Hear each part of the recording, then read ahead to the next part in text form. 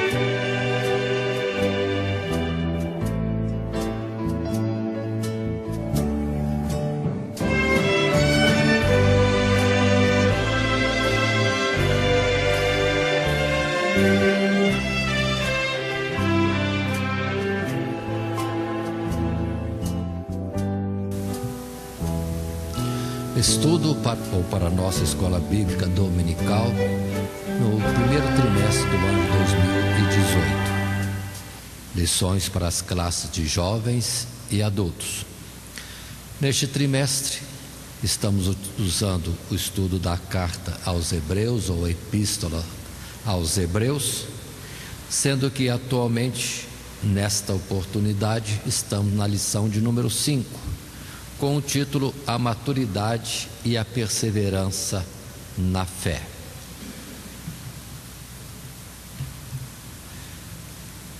Nosso texto áureo envolve os versos 4 até a primeira parte do verso 6, no capítulo também 6. E assim diz o texto escolhido: porque é impossível que os que já uma vez foram iluminados e provaram o dom celestial e se fizeram participantes do Espírito Santo e provaram a boa palavra de Deus e as virtudes do século futuro e recaíram, sejam outra vez renovados para arrependimento. A leitura bíblica está no capítulo 6, sendo propostos os versos 1 até o verso de número 12. E este texto da leitura bíblica estaremos fazendo a sua leitura no decorrer do nosso esboço de tópico a tópico. Assim, o nosso esboço, repartindo-se em 3 partes, além da introdução e a conclusão, é apresentado com os títulos: primeiro, alcançando a maturidade cristã; segundo, o perigo da apostasia; e terceiro, a fidelidade de Deus. Portanto, nesse texto, desde o capítulo 5, verso 11, até o final do capítulo 6, vamos estar considerando a necessidade de alcançar a maturidade cristã, que o escritor aponta estar faltando, os alertas a respeito do perigo da apostasia, uma rejeição da parte de Deus, e por último, considerando ainda que da parte de Deus sempre há fidelidade. Ainda que possamos ser infiéis, Deus continua sendo fiel.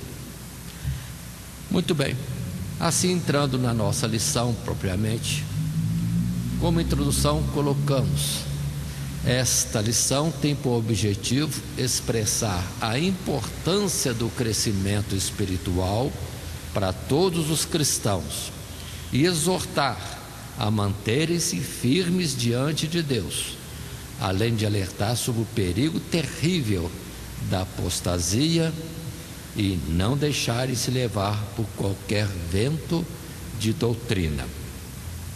Então estaremos vendo isso, a preocupação do escritor em estar sempre falando da necessidade de crescimento no conhecimento das coisas de Deus, para que disso sejam livres, ou os cristãos ou nós sejamos livres de sermos levados por algum vento de doutrina, daquilo que não é próprio do Senhor. O que Paulo também exortava sempre a tomar cuidado, que o evangelho é um só, não existe outro. Se aparecer outro evangelho, é anátema, é amaldiçoado, não é palavra de Deus. Mas considerando também que há perigo terrível no juízo de Deus contra aqueles que deixam o caminho do Senhor, mas o escritor ainda fala, ressalta que enquanto isso não acontecer, para nós tomarmos ânimo, que da parte de Deus há muita misericórdia e fidelidade. Deus não se esquece daquilo que já temos feito no evangelho. Só não podemos cair na fé. Continuando, passando já aos tópicos do nosso esboço, o primeiro, alcançando a maturidade cristã. Vamos estar considerando os versos 11 do capítulo 5 até o verso 3 do capítulo 6, e assim fazemos esta leitura do texto do primeiro tópico. Assim diz a palavra, Hebreus capítulo 5, verso 11 em diante: do qual muito temos que dizer, de difícil interpretação, porquanto vos fizestes negligentes para ouvir, porque devendo já ser mestres pelo tempo, ainda necessitais de que se vos torne a ensinar quais sejam os primeiros rudimentos das palavras de Deus, e vos haveis feito tais que necessitais de leite e não de sólido mantimento, porque qualquer que ainda se alimenta de leite não está experimentado na palavra da justiça, porque é menino. Mas o mantimento sólido é para os perfeitos, os quais, em razão do costume, têm os sentidos exercitados para discernir tanto o bem como o mal. Pelo que, deixando os rudimentos da doutrina de Cristo, prossigamos até a perfeição, não lançando de novo o fundamento do arrependimento de obras mortas e de fé em Deus, e da doutrina dos batismos, e da imposição das mãos, e da ressurreição dos mortos, e do juízo eterno. E isso faremos, se Deus o permitir. Aí está o texto, então, que temos a considerar, falando o escritor que considera os que estão precisando de explicações de coisas básicas são como meninos, ainda não estão preparados, experimentados na palavra da justiça, mas precisa partir para a frente. É a sua exortação inicial, pelo que vamos continuar na nossa lição, tomando um primeiro parágrafo do nosso material de classe, e material esse, ou texto esse resumido, que assim expomos. O autor inicia esta sessão reconhecendo que o assunto apresentado anteriormente, o sacerdócio de Cristo, é de difícil interpretação para seus leitores, pelo fato de, ao longo dos anos, eles se terem feito negligentes para ouvir a mensagem do Evangelho.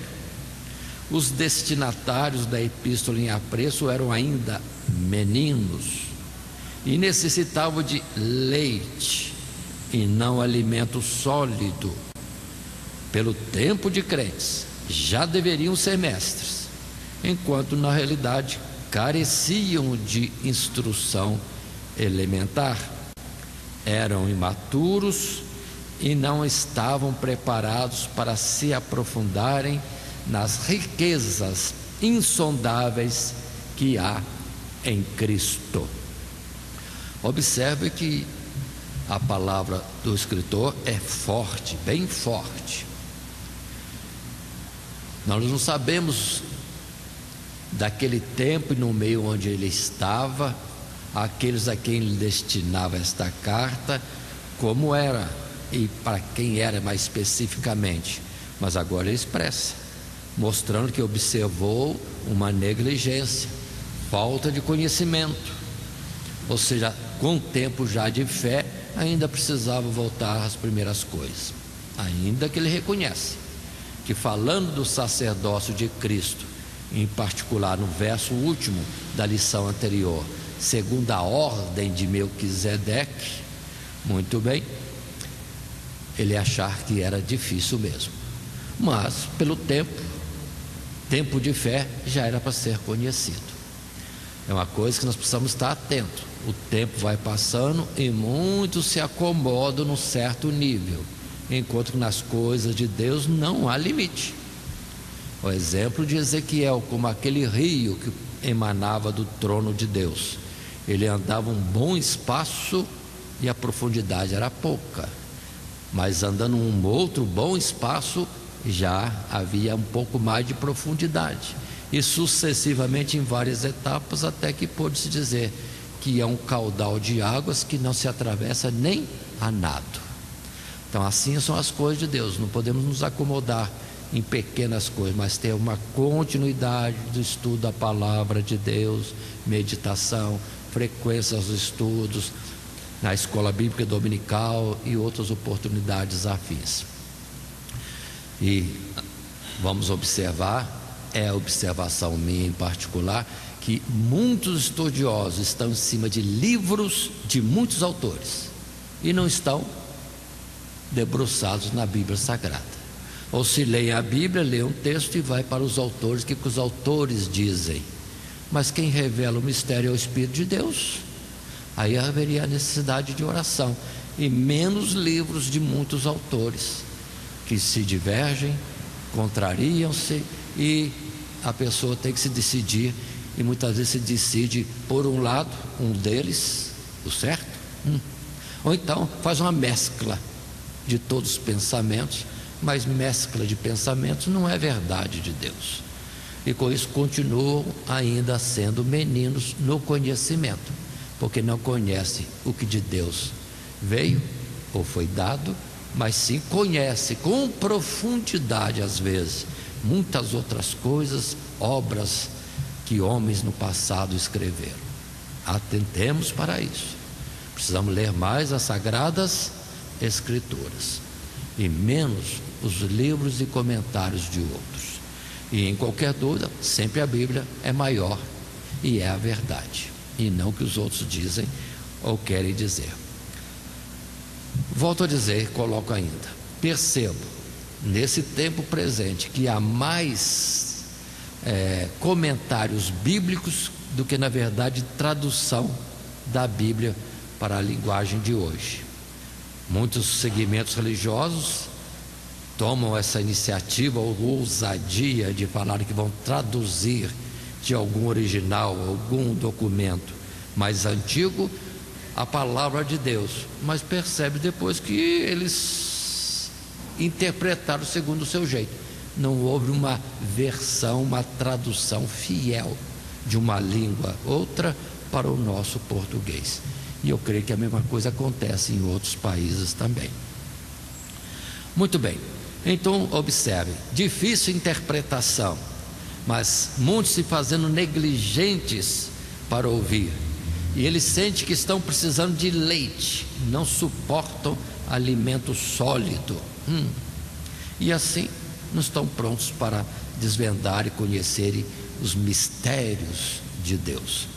Nós temos vários textos que poderíamos estar colocando para nós considerarmos nas Sagradas Escrituras, e coloquemos uns poucos, entre outros mais que poderiam ser acrescentados.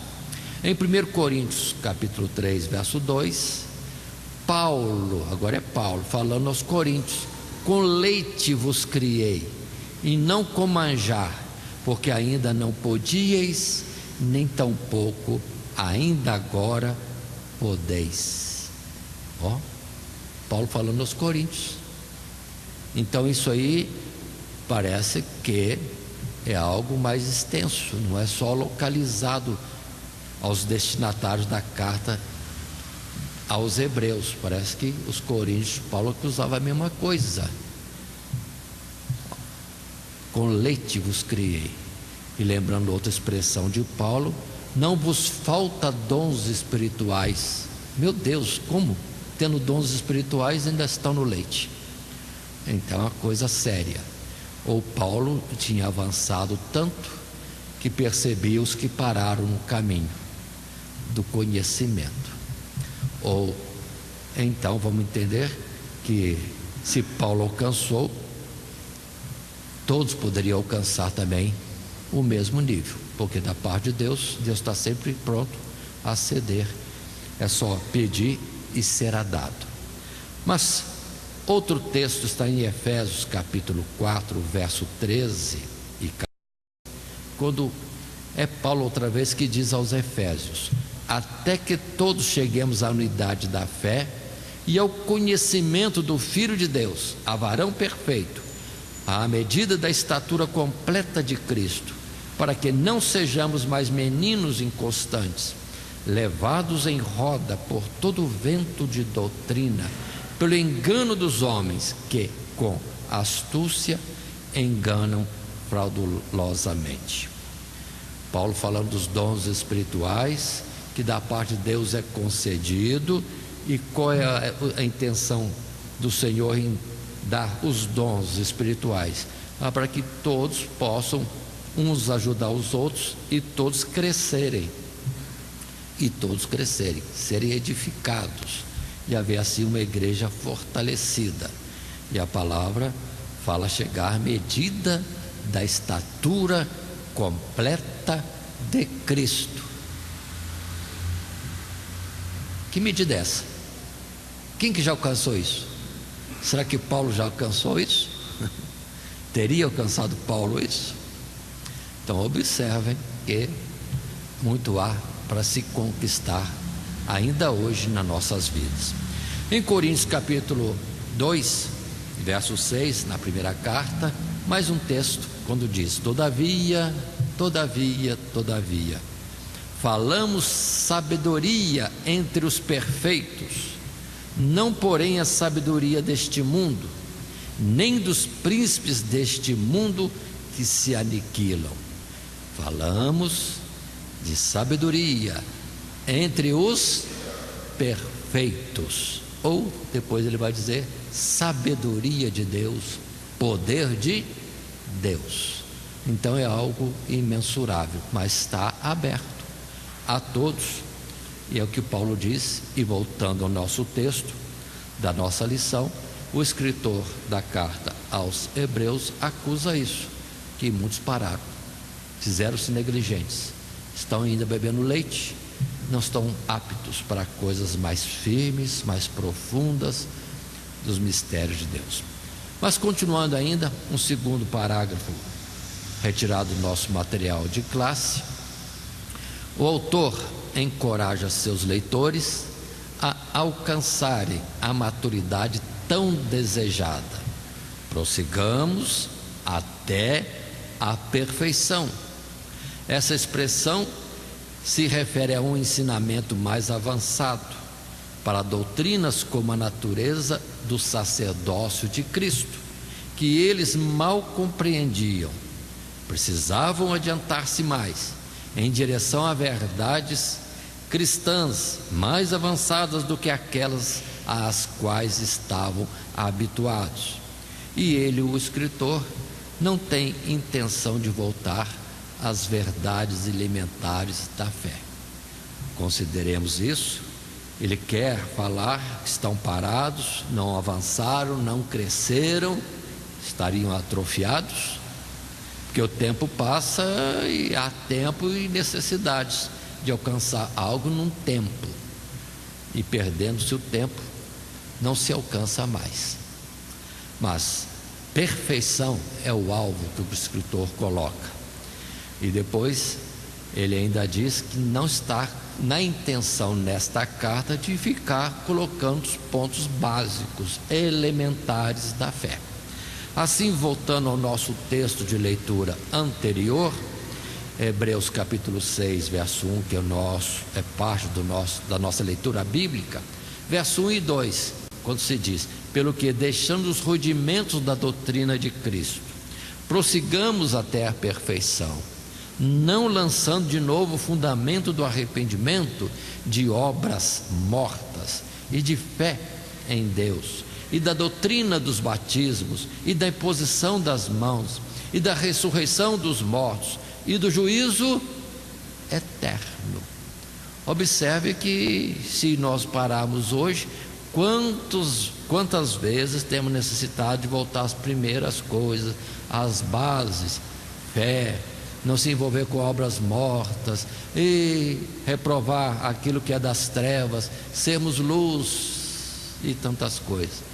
Nós vemos que há um avanço do mundo na igreja, em vez da igreja avançar conquistando o mundo. Então, esse escritor da carta aos Hebreus, vivendo hoje, talvez pudesse dizer a mesma coisa. Vocês ainda estão querendo entender a ressurreição dos mortos, juízo eterno, vocês ainda não entenderam ainda a doutrina dos batismos, e isso é coisa elementar, mas é o nosso dia a dia, falando continuamente, porque há pensamentos diversos e precisamos bater sempre na mesma tecla. E tem gente que ainda vacila entre um pensamento e outro e não se firma nas sagradas escrituras. E há uma facilidade tendenciosa de nós ouvirmos pregadores, palavras, ensinos, e darmos por satisfeitos. E não somos bereanos, não voltamos às escrituras para conferir se é assim mesmo, e com isso mesmo estarmos mais firmados na verdade. Mas observe o verso 3 deste texto, que ele coloca: e isso faremos se Deus o permitir. Ou seja, não está querendo dizer que isso não se possa falar, né? Vamos para a coisa mais à frente. Não é o intuito dele. Ele quer avançar no propósito desta exortação, como ele chamou a sua carta. Assim, dando continuidade, já podemos passar ao segundo tópico: o perigo da apostasia. Um momento, lembremos. Primeiro ele mostrou que muitos se faziam negligentes, eram para estar com maior conhecimento, serem maduros, serem mestres, mas na verdade precisava ainda de leitinho. Muito bem, e agora ele coloca o perigo da apostasia. Se não se desenvolve, se não cresce, se está fraco nas coisas de Deus, há um perigo. E assim, vamos para um texto do verso 4 ao verso 12 deste capítulo 6 da carta aos Hebreus, quando para nós, dentro da leitura bíblica, temos: porque é impossível que os que já uma vez foram iluminados e provaram o dom celestial, e se fizeram participantes do Espírito Santo, e provaram a boa palavra de Deus e as virtudes do século futuro, e recaíram, sejam outra vez renovados para arrependimento, pois assim quanto a eles, de novo crucificam o Filho de Deus e o expõem ao vitupério. Porque a terra que embebe a chuva, que muitas vezes cai sobre ela, e produz erva proveitosa para aqueles por quem é lavrada, recebe a bênção de Deus. Mas a que produz espinhos e abrolhos é reprovada, e perto está da maldição, o seu fim é ser queimada. Mas de vós, ó amados, esperamos coisas melhores e coisas que acompanham a salvação, ainda que assim falamos, porque Deus não é injusto para se esquecer da vossa obra e do trabalho da caridade que, para com seu nome, mostrastes, enquanto serviste aos santos, e ainda servis. Mas desejamos que cada um de vós mostre o mesmo cuidado até o fim, para a completa certeza da esperança, para que vos não façais negligentes, mas sejais imitadores dos que pela fé e paciência herdam as promessas.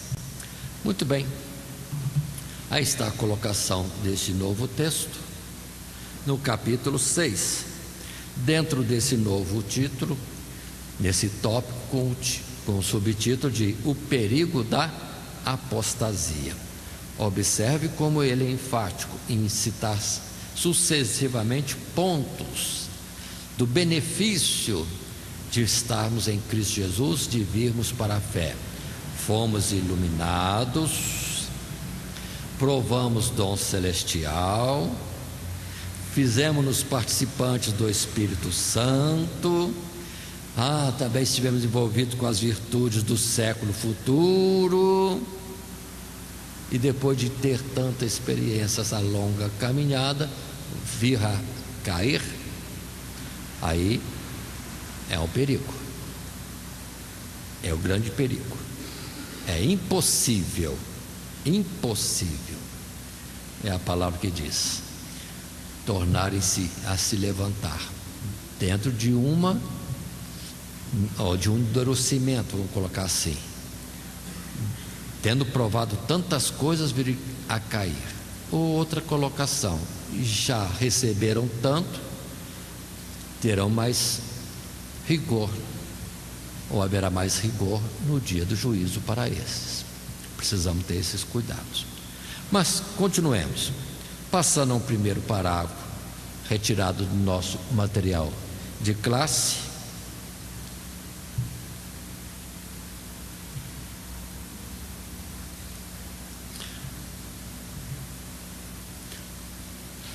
Podemos estar lendo o seguinte texto: estes versos são uma severa advertência aos que um dia abraçaram a fé cristã e pensam em desistir.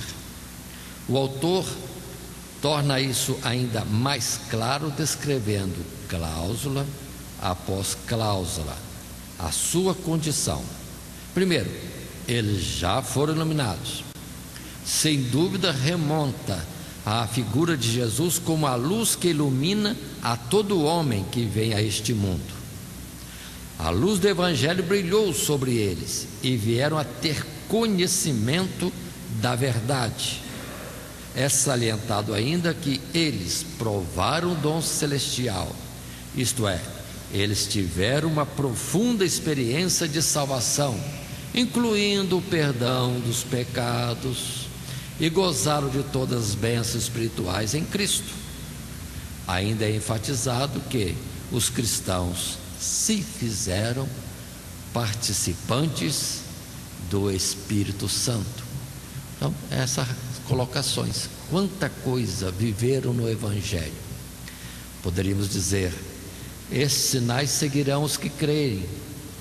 Muito bem, o quanto tiveram envolvidos nisso, recebendo bênção e ministrando bênçãos, na expulsão de demônios, libertação de oprimidos, na cura de enfermos, na conversão de muitos que foram impactados e convencidos pelo Espírito diante da pregação do Evangelho e deixaram o mundo e vieram para o Evangelho. E agora ele que pregou e trouxe muitos para o Evangelho, depois de tantas coisas, voltar atrás, cair, negar, é uma coisa absurda. Por isso essa comparação do texto bíblico: a chuva cai, a chuva cai, a chuva vai embeber na terra, e é para as vegetações produzirem fruto. com a chuva que desce do céu para produzir frutos bons. Mas se com tanta chuva, com tanta bênção de Deus, vem alguma coisa ruim, não tem jeito. O fim é ser lançado no fogo mesmo. Portanto, tenhamos esse entendimento desta colocação do escritor. A exortação dele é bem forte. O perigo da apostasia, o perigo de negar a fé, o perigo de recuar. Comparando talvez, aquilo foi em figura, aqui era muito mais grave, lá era terreno. Depois de serem libertos do cativeiro do Egito, atravessarem o Mar Vermelho e beberem água da rocha e comerem do pão que chovia do céu, desejarem voltar ao Egito, resultado, queda no próprio deserto.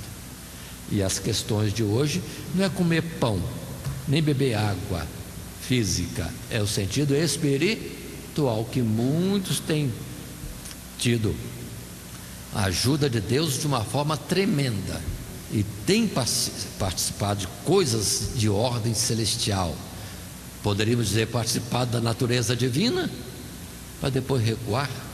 É muito grave isso. Portanto, é um grande perigo esta apostasia, e vários textos falam sobre isso, e nós colocamos estes poucos como exemplo. Em João capítulo 1, verso 9, primeiramente mostrando que em Jesus ali estava a luz verdadeira, que alumia todo homem que vem ao mundo. Jesus veio trazendo luz. Paulo já fala aos Coríntios na segunda carta, no capítulo 4, verso 4 e o verso 6, desta forma: nos quais o Deus deste século cegou os entendimentos dos incrédulos, para que não lhes resplandeça a luz do Evangelho da glória de Cristo, que é a imagem de Deus. Porque Deus, que disse que das trevas resplandecesse a luz, é quem resplandeceu em nossos corações para a iluminação do conhecimento da glória de Deus na face de Jesus. Portanto, veio de Deus luz para nós. E Jesus chegou a dizer, se eu não viesse e não fizesse entre eles tantos sinais quais nenhum outro homem fez, talvez tivessem desculpa. Mas por outro lado, Jesus disse: a luz se manifestou, e a condenação será daqueles que, tendo provado a luz, preferiram as trevas, recuaram, voltaram a esconder nas trevas. Ainda textos outros dentro desse pensamento e desse tópico. Hebreus capítulo 8, verso 12, a palavra que diz: porque serei misericordioso com as suas iniquidades, e de seus pecados e de suas prevaricações não me lembrarei mais. Quanta gente envolvida com tanta coisa ruim e foram libertos. Aí se costuma dizer na igreja: tem eis isso, eis aquilo outro, tudo é a qualidade pior. A igreja é um refúgio de gente ruim. Bom, refúgio sim, porque estão transformados, tudo é ex-bandido, ex aquilo outro. Muito bem, alcançaram a libertação, o perdão dos pecados, se alegraram, tiveram paz, desfrutaram dos benefícios do Evangelho. Em Efésios 1:3, a palavra diz: bendito Deus e Pai de nosso Senhor Jesus Cristo, o qual nos abençoou com todas as bênçãos espirituais nos lugares celestiais em Cristo. Como diz a palavra aqui, bênçãos espirituais nos lugares celestiais, nem é terreno. Em 1 Coríntios 12, verso 13: pois todos nós fomos batizados em um Espírito, formando um corpo, quer judeus, quer gregos, quer servos, quer livres, e todos temos bebido de um Espírito. Participamos da natureza divina. Quanta coisa! E Deus não fez acepção nenhuma, de forma nenhuma. Todos O Evangelho é para a salvação de todos. Deus falou para Joel: derramarei abundantemente do meu Espírito sobre toda a carne. Então consideremos que esses aqui citados seriam como aqueles espias. Não estiveram só no deserto vendo as maravilhas de Deus, mas entraram na terra prometida, correram a terra, viram a terra que mana leite e mel.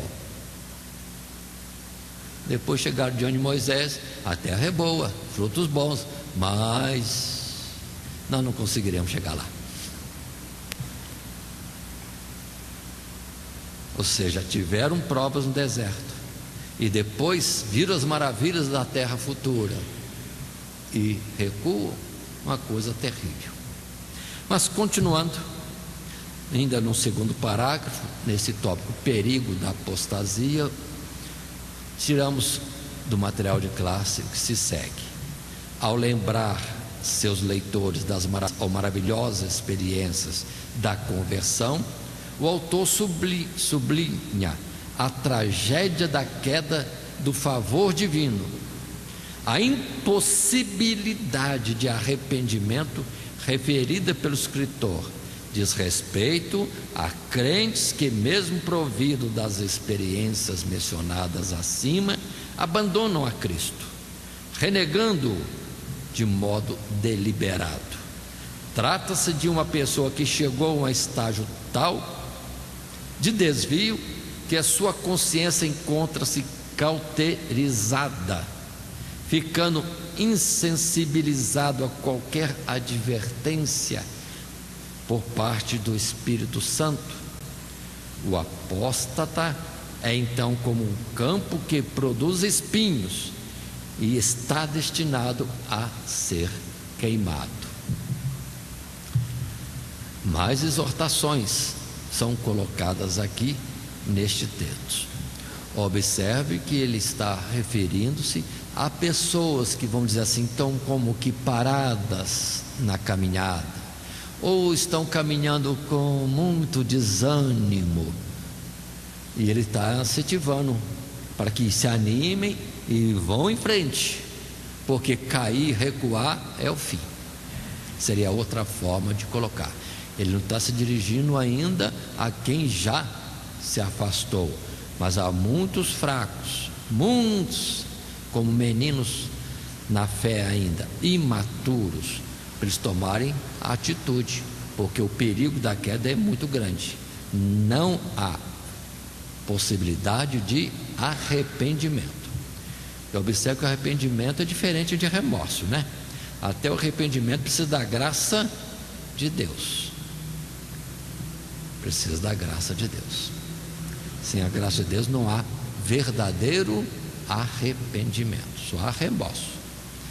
Às vezes eu costumo dizer que o pecado traz situação tão ruim, é morte de fato, e muitos lamentam a morte, mas não lamentam o pecado. Ou seja, como se dissessem: se tivesse jeito de fazer aqueles pecados sem a consequência, o salário do pecado é a morte, a gente continuaria pecando. Perdoe dizer desta forma, é só para a gente entender, e a gente tem que tomar posição certa nas coisas de Deus. Assim, passando à frente, colocando uns poucos textos bíblicos em apoio à argumentação colocada, temos em 1 Timóteo capítulo 4, verso 1, a advertência de Paulo: mas o Espírito expressamente diz que nos últimos tempos apostatarão alguns da fé, dando ouvidos a espíritos enganadores e a doutrinas de demônios, pela hipocrisia de homens que falam mentiras, tendo cauterizado a sua própria consciência. A palavra aqui é advertência. Paulo falando que o Espírito de Deus tinha falado de tempos difíceis e de apostasia. Se levarmos em conta 2 Tessalonicenses capítulo 2, Paulo diz que é o limite da abominação sobre a face da terra, a apostasia da fé. E é o que nós estamos presenciando de certa forma. Quantas instituições religiosas as leis colocadas pelos homens, e isso refutando ou em detrimento da palavra de Deus. Não vamos deixar de falar isso enquanto podemos falar. Divórcio é coisa que Deus abomina, que Deus aborrece. O texto mais precisamente é: Deus aborrece o divórcio. E o segundo casamento é adultério. Então muitos vivem assim e se acomodam porque as igrejas estão permitindo. Mas isso não é o evangelho de Cristo Jesus. Temos que considerar a nossa situação, termos o nosso devido arrependimento para que possamos ser salvos. Dizer que está certo é morte. Entender que está errado, há oportunidade de buscarmos a Deus e alcançarmos perdão, orientação para o nosso viver. Mas a instituição religiosa aprovando não vai dar condições de nós passarmos no juízo de Deus, de jeito nenhum. Perdoe insistir nisso, mas quantas vezes a gente vê assim: mas na minha igreja pode. O meu pastor disse que não tem importância, que agora pode. Nunca. E Jesus veio para salvar. Jesus veio para salvar. Em Hebreus capítulo 12, verso 26, tem uma expressão forte também que nos está colocada aqui neste texto, quando fala: se pecarmos voluntariamente depois de termos recebido o conhecimento da verdade, já não resta mais sacrifício pelos pecados. Então a palavra é forte demais. Mas ainda dentro dos textos que estamos colocando em projeção, em destaque aqui, Mateus 13, verso 30, quando o Senhor fala sobre o trigo e o joio. E a palavra em destaque é: deixai crescer ambos juntos até a ceifa, e por ocasião da ceifa, da colheita, direi aos ceifeiros: colhei primeiro o joio e atai em molhos para o queimar, mas o trigo ajuntai-o no meio celeiro. Ou seja, o que não produz fruto, o que não é fruto, vai ser queimado. Recolhido só o que tem fruto, vamos colocar assim. É a palavra de João, capítulo 15, verso 6. Se alguém não estiver em mim, será lançado fora como a vara, e secará, e os colhem e lançam no fogo e ardem. Então a exortação do escritor é forte e tem apoio nas Sagradas Escrituras, não pelo seu falar, mas outras citações mais, com muitas bases. Continuando, passando a um parágrafo terceiro, ainda neste tópico, perigo da apostasia, ele é enfático, repete várias vezes, e nisso quero chamar a atenção. Nós estamos estudando o capítulo 5 em parte e o capítulo 6, mas vamos encontrar em todo o tempo ele fazendo referências repetidas, é reforço do assunto, só que muitas vezes por nova argumentação que é trazida. Assim, continuamos a ler. Após apresentar um quadro sombrio nos versos 4 a 8, o autor faz uma pausa e assegura a seus leitores que não os considera apóstatas. Ele demonstra sua afeição pelos leitores ao chamá-los de amados. É porque os ama que fala com tanta severidade. A confiança do autor nos seus leitores tem uma base dupla: seus atos de generosidade e o caráter do próprio Deus. Eles tinham provado o seu amor de maneira especialmente prática, servindo aos companheiros cristãos, partilhando de suas aflições.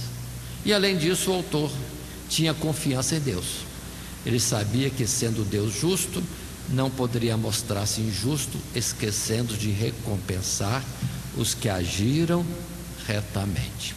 Aqui observem, se ele exorta com tanta gravidade, tanta severidade, nas palavras anteriores, parece até que o povo já estava perdido, condenado, sem arrependimento. Não, ele está lembrando que se chegar a um estágio tão baixo, tão longe de Deus, que possa se ir, não tem mais arrependimento. É alerta primeiro, mas ele depois recua, dizendo a eles desta forma, que em Deus há esperança. Primeiro, pela misericórdia de Deus. Deus não se esquece daquilo que fizemos corretamente. Então, estando eles em alguma fraqueza, estando eles um tanto desanimados, sem uma marcha, vamos dizer assim, impoluta para o projeto da conquista das coisas celestiais, eles teriam a seu favor a misericórdia de Deus e a sua justiça, de que, tendo visto as obras anteriores, iria, vamos dizer assim, como que estendendo a misericórdia em uma longanimidade. Então, baseado na bondade de Deus e misericórdia, que eles não estavam totalmente caídos e tinha algo de bom ainda em crédito ou em depósito, há esperança, mas que não avançasse mais nessa queda ou neste afastamento de Deus. E assim é a palavra que nós encontramos, por exemplo, em Hebreus 10:33. Em parte fostes feitos espetáculo com vitupérios e tribulações, e em parte fostes participantes com os que assim foram tratados, porque também vos compadeceste dos que estavam nas prisões, e com gozo permitistes a expoliação dos vossos bens, sabendo que em vós mesmos tendes nos céus uma possessão melhor e permanente.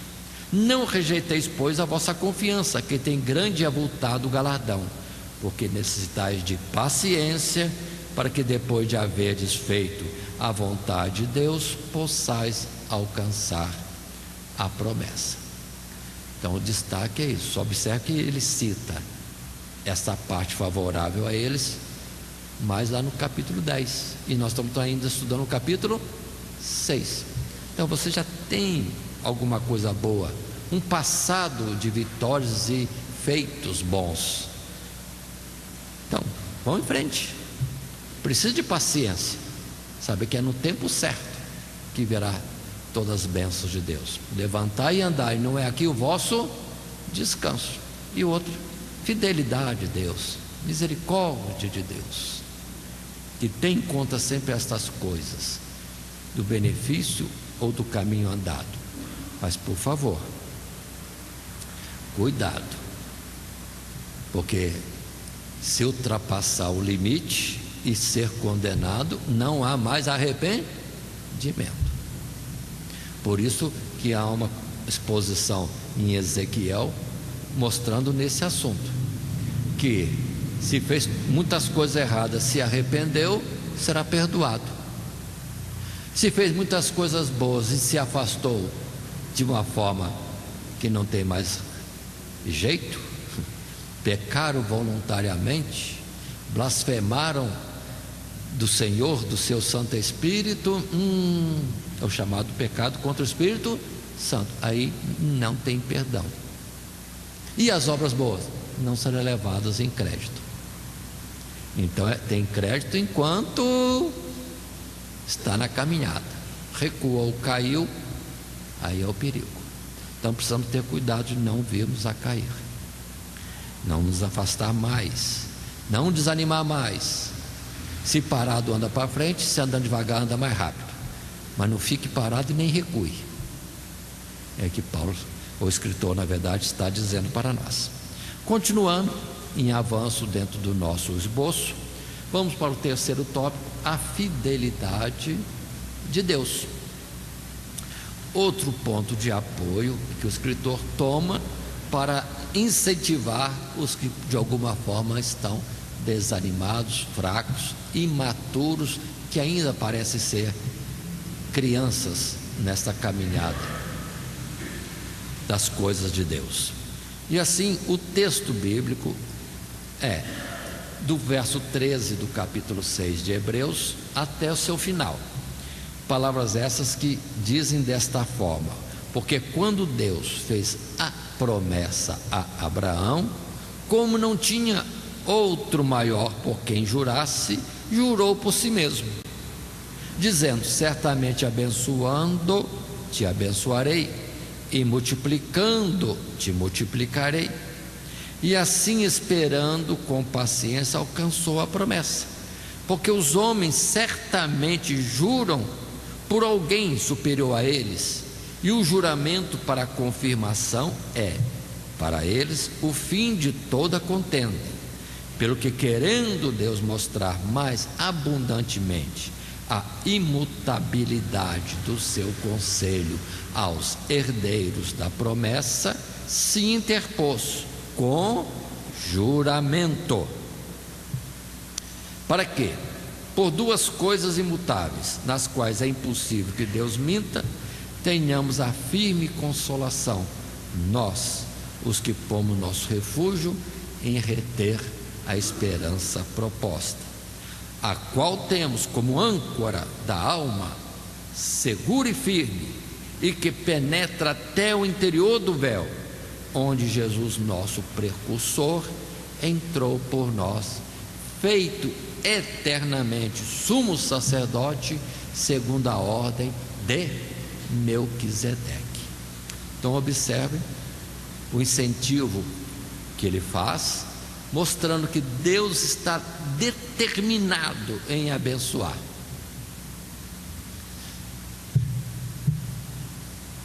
Que ele entra com o juramento.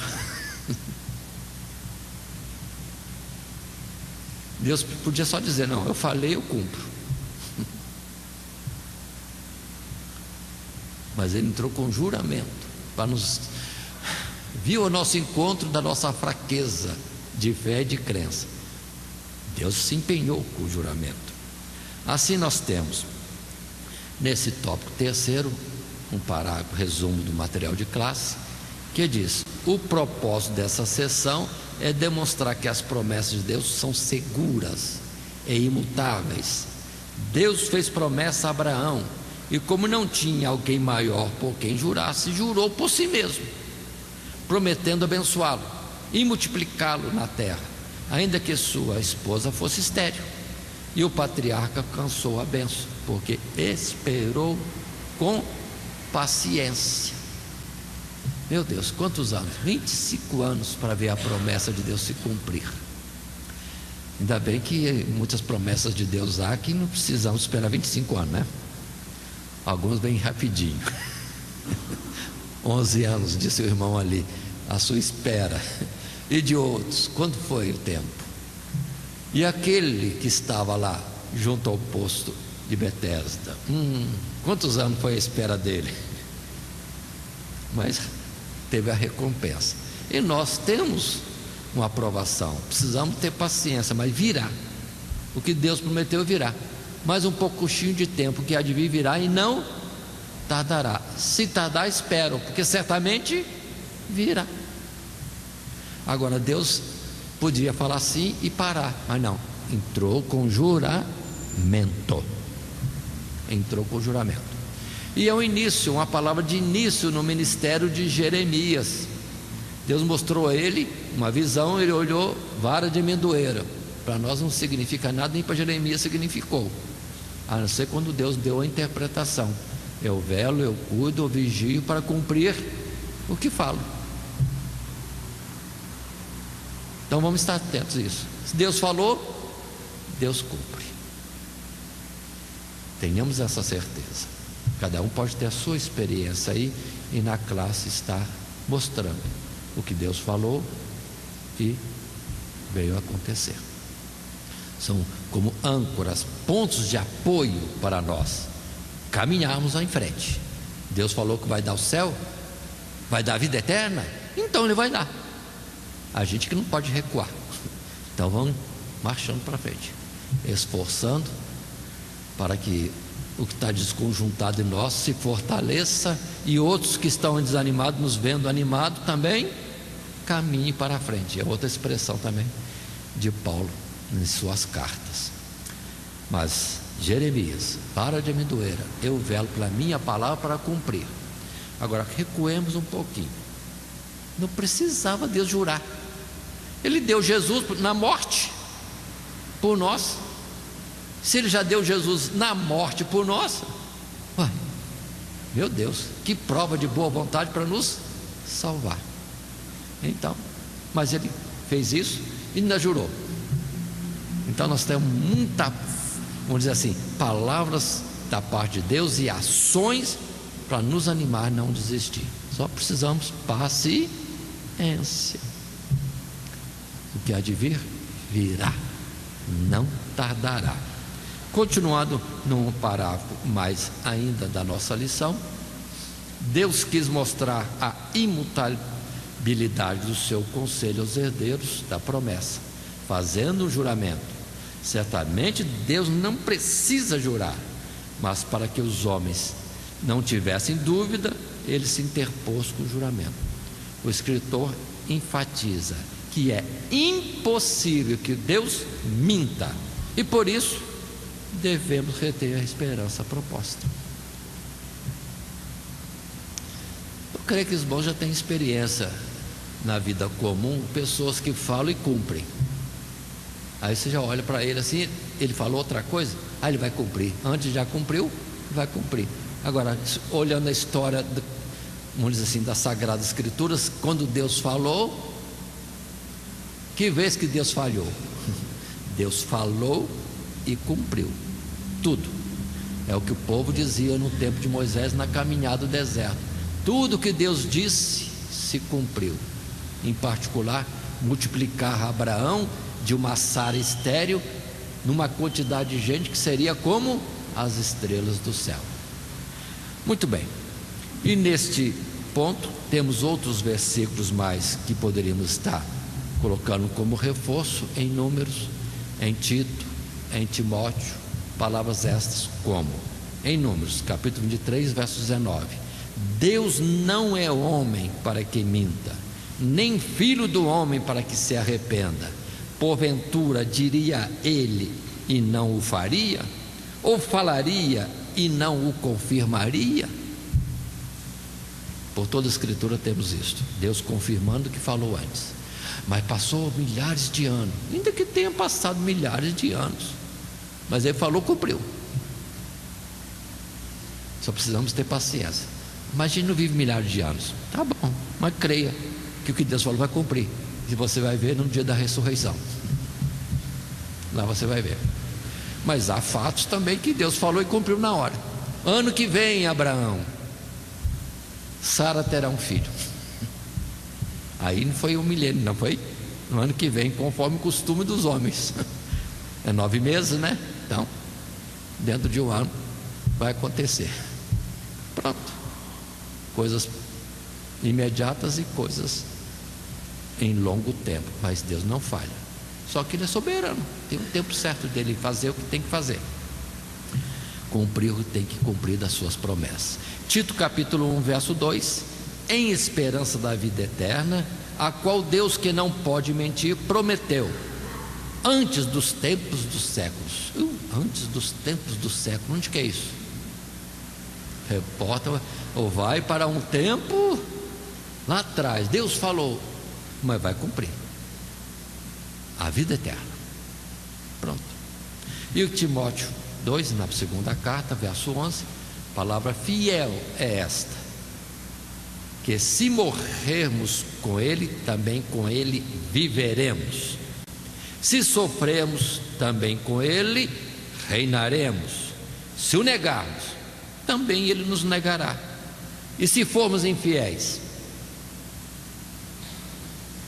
Ele permanece fiel. Não pode negar-se a si mesmo. Aí é o caso, por exemplo, terão a vida eterna os que creem, os que perseveram. Então aí tem uma condição. É o que nós devemos estar voltando a tomar posição e ânimo e voltarmos à caminhada, porque teremos a promessa se retivermos a esperança e a fidelidade até o fim. Muito bem, isso colocado, podemos estar encerrando a nossa lição. Então, somente lembrando que Aqueles que têm a experiência gloriosa da salvação precisam cuidar-se para não caírem no engano do diabo. É indescritível o prejuízo de quem apostata da fé, negando a eficácia do sangue de Cristo para a salvação dos pecadores.